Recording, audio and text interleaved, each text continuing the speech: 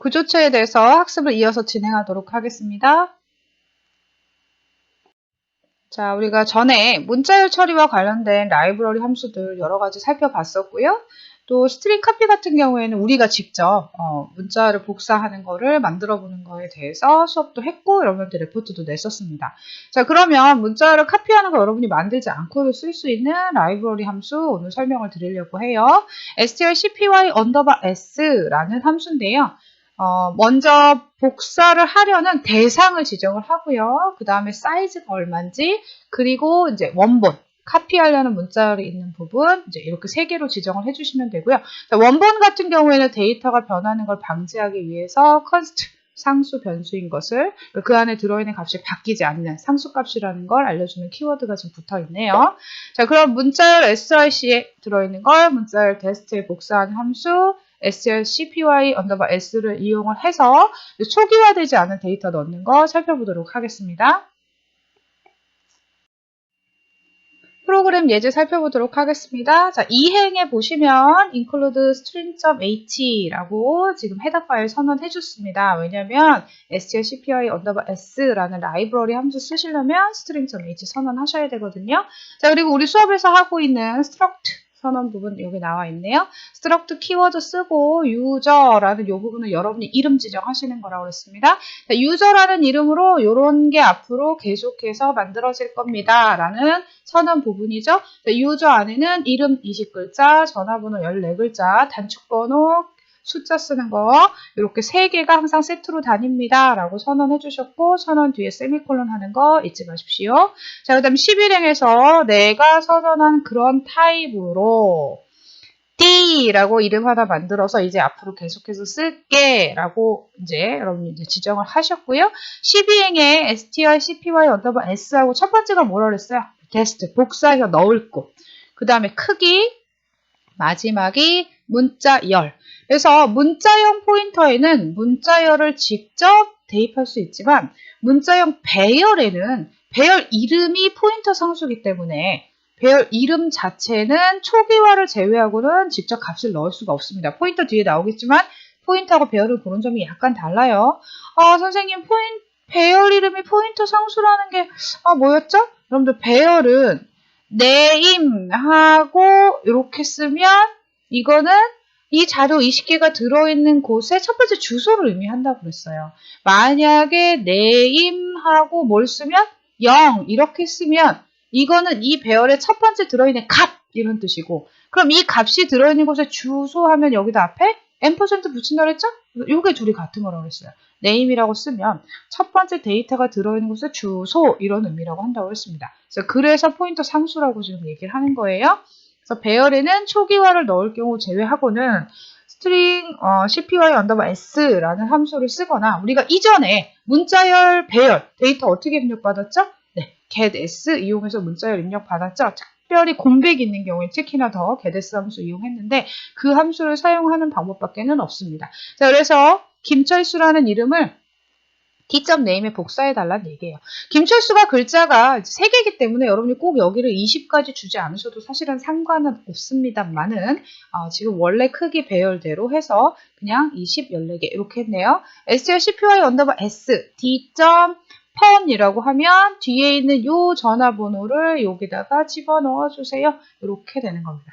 그래서 처음에 선언과 동시에 여기에다가 어떻게 는 하고 중괄호 열고 따옴표 안에다가 김철수 010 이런 식으로 해서 뭐 1번 이렇게 직접 초기화 하든지 아니면 추후에 이런 방법으로 하실 수 있다는 거.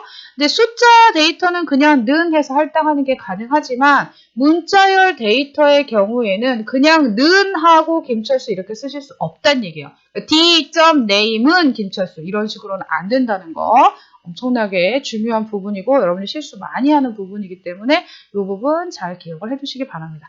자, 그리고 15, 16, 17행에서 포인터 변수에 들어있는 각각의 값을 접근할 때는 앞에서 뭘 쓴다고 배웠죠? 예, 점을 찍어서 D.name 하면 D라고 선언된 거 안에 들어있는 첫 번째 name의 내용 그래서 문자열이니까 %s D.quick 같은 경우에는 인티저 타입이니까 %d 이렇게 쓰셔야 된다고 그랬죠? 프로그램 하실 때는 신경 쓰셔야 될 게 꽤 많습니다. 근데 이게 앞에서부터 차곡차곡 습관화돼 있으면 별로 어렵지 않은데 그냥 눈으로만 자꾸 보시고 그런가 봐 뭐 이렇게 하고 넘어가시면 여러분들이 직접 코딩을 하실 때 퍼센트 D를 써야 되는지 S를 써야 되는지 뭐 여기서 점을 써야 되는지 뭐 세미콜론 써야 되는지 이런 것들이 헷갈릴 수 있어요. 그래서 눈으로 공부하지 마시고 반드시 직접 코딩 하시면서 확인을 하시는 습관을 들이시는 게 프로그램을 잘할 수 있는 지름길입니다. 그래서 이 예제도 여러분들 직접 코딩해 보시고요. 컴파일 하실 때 에러가 나면 내가 어디서 세미콜론을 빼먹었는지 혹은 쌍따옴표를 홀따옴표를 쓰지 않았는지 뭐 점을 세미콜론 대신 점을 뭐 쉼표로 쓰지 않았는지 이런 것들을 여러분들이 자꾸 살펴보시면서 그 워닝이 나거나 에러가 나는 메시지를 자꾸 수정하는 방법을 그런 능력을 키우셔야 진정한 프로그래머가 되실 수 있습니다. 자, 실습해 보시고 다음 따라오십시오. 이번에는 데이터를 직접 입력받아서 구조체 변수에 저장하는 거 한번 살펴보도록 하겠습니다.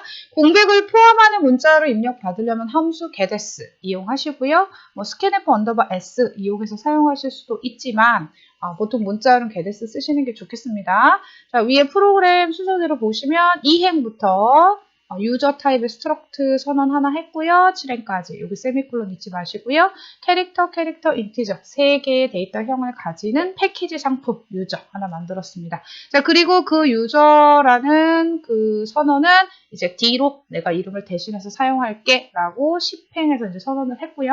printf 문장에 의해서 name 입력하고 이제 문자열이 찍힌 다음에 폰트가 깜빡이고 있겠죠?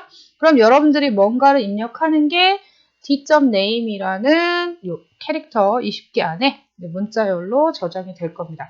그리고 폰 입력하라는 메시지가 또 역시 나가서 어떻게 해요? 네, 대기하고 있겠죠? 그래서 깜빡이고 기다리고 있으면 여러분이 전화번호로 이제 입력하시면 되겠습니다. 여기 오른쪽에 이제 실행 화면하고 동시에 보면 지금 이름 입력했고 전화번호 입력했습니다. 그 다음에 세 번째 이제 단축번호 입력해 보시면 이때는 scanf _s 썼는데요. %d 하면 숫자 입력하겠다는 거죠. 조심하실 점은 여러분이 %s일 때는 여기 %기호 써요? 안 써요? 네, 배열일 때 안 쓴다고 그랬어요. 자, 근데 숫자 같은 경우에는 여러분들이 여기 %, 반드시 써주셔야 됩니다. 이거 써주지 않으면 에러가 나요. d.quick이라는 곳에다가 숫자 하나 입력받아서 넣겠습니다. 했더니 5라는 숫자가 입력이 돼서 저장이 d.quick에 되는 거죠. 그리고 17, 18, 19핵에서 printf로 d.name, d.phone, d.quick 이라는 걸 출력하라고 했더니 여러분이 위에서 입력한 데이터가 출력된 게 보일 겁니다. 자, 그래서 여기서 확인하실 거 공백을 포함하는 문자열은 getS 함수 이용한다. getS 함수 이용하실 때는 이렇게 이름 쓸 때 규칙이 어떻다고요? 네. 구조체에 선언한 거 뭐뭐점 하고 그 안에 있는 각각의 항목들 점 이용해서 쓰시면 된다고 했고요. scanf _s 쓸 때는 기본적으로 우리가 %, 쓰는 거 앞에서 계속 연습했었습니다. 단지 캐릭터, 글자열이 여러 개, 글자 여러 개 있는 문자열의 경우에는 요 %, 붙이지 않는다는 거, 즉 여기가 %s일 때 안 붙이는 거. 그 다음에 평소에는 %, 기호를 붙여야 된다는 거, 이거 구분하셔서 프로그램 하셔야 되겠습니다. 자, 이것도 여러분들 직접 코딩해 보시고요. 또 여러분이 변형해 보시고 싶으시면 이렇게 저렇게 변형하시면서 어떤 때 에러가 나고 어떤 때 에러가 나지 않는지 테스트 해 보시면 되겠습니다. 실습 문제 3번도 레포트입니다. 그러나 엄밀히 말하면 여러분들 실습 문제 1번, 2번을 하셔야 3번을 하실 수 있는 거기 때문에 사실 제출하는 건 마지막으로는 다시 또 실습 문제 3번이 되겠네요. 모르겠어요. 뒤로 가면 또 실습 문제 4번이 최종이 될지. 자, 실습 문제 1번에서 여러분이 구조체를 하나 선언하라고 말씀드렸습니다. 여러분 핸드폰 보고 person이라는 이름으로. 그 다음에 이제 본인의 데이터를 여러분들이 거기에다가 넣는 거예요. 초기 값으로 입력을 해서 선언한 다음에 출력하는 것까지 하는 겁니다. 자, 다시 구조체 person을 선언합니다. 그리고 여러분 핸드폰에 있는 항목의 내용들로 뭐 캐릭터 몇 글자, 뭐 인티저 뭐 해가지고 이메일, 뭐 전화번호, 메모 이런 것들을 쭉 여러분들이 선언을 해 놓으시고 자, 그거에다가 여러분의 데이터, 여러분 이름, 뭐 전화번호 이런 거 넣으셔서 초기 값을 넣어 주신 다음에 그거를 먼저 출력을 하는 거예요. 그리고 방금 뭘 배웠죠? 네, 새로운 데이터를 입력받은 방법 여러분한테 알려드렸죠. 그래서 전화번호, 메모 이런 내용을 입력받아서 출력을 하는 겁니다. 그러니까 화면에는 출력되는 데이터가 몇 개가 되는 거죠? 예, 2세트가 되는 거죠. 초기화 값으로 출력한 거, 그 다음에 입력받은 걸로 출력하는 거. 자, 이렇게 해서 실습문제 3번 작성하셔서 레포트로 제출하시면 되는 겁니다.